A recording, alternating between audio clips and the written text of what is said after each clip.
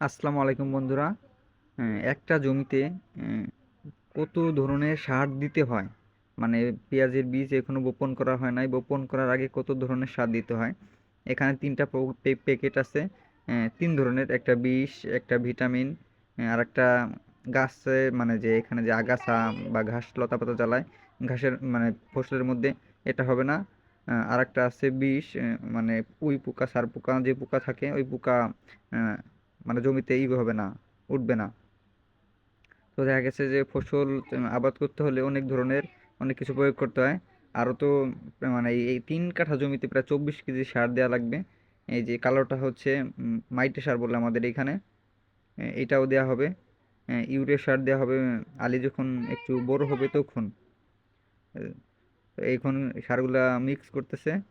সারগুলো এমন যে এক একটা মানে কোনোটা হচ্ছে চিনি